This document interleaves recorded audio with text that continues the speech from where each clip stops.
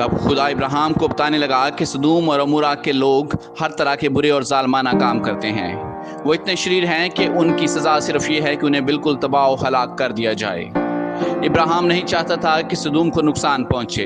उसे अपने भतीजे लूत का ख्याल था जो अपने खानदान समेत वहां रहता था। चनाचा उसने खुदा की मिन्नत की कि अपना इरादा बदल ले। उसने खुदा से कहा, यकीनन तू सदूम में बुरे लोगों के साथ नेक लोगों को हलाक करना नहीं चाहता। तू सारी दुनिया का मुंसिफ है, बेशक तू ऐसी बेइंसाफी नहीं करेगा।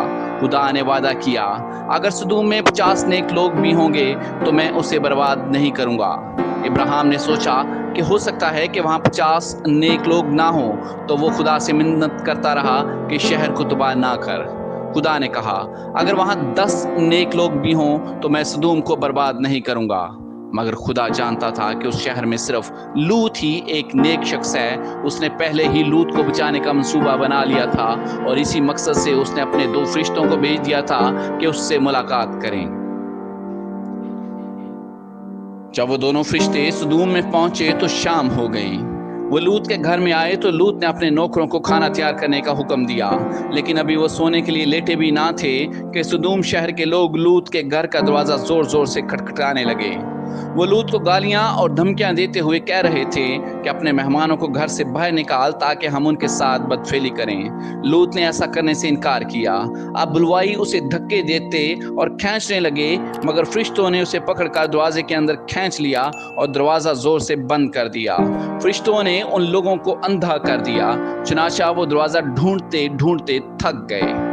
फरिश्तों ने लूत को बताया, अब हमने खुद देख लिया है कि सदूम के लोग कैसे जालिम और बुरे हैं। इसी वजह से खुदा इस शहर को बिल्कुल तबाह और बर्बाद करने को है। तुम इस शहर से निकल जाओ ताकि तुम्हारी जानें बच जाएं। लूत की बीवी और बेटियां अपनी चीजें समेटने लगी तो फरिश्तों ने उससे कहा, जल्दी करो, मगर वो वक्त जाया कर रही थी। उन्होंने बहुत देर लगाई, यहाँ तक कि पो फटने लगी। अब तो फरिश्तों ने सारे खानदान के हाथ पकड़ पकड़ कर उन्हें बाहर निकाला और जल्दी से शहर के बाहर ले गए और पहाड़ों की जानिब जाने वाली सड़क पर रवाना करके कहा, भागो और मुड़कर पीछे ना देखना। अब तो वो जाने बचाने को वाकई भागने लगे, क्योंकि सदूम पर तुलू होता हुआ सूरज खून की तरह सुर्ख नजर आ रहा था। उनके पांव तले की जमीन हिलने लगी।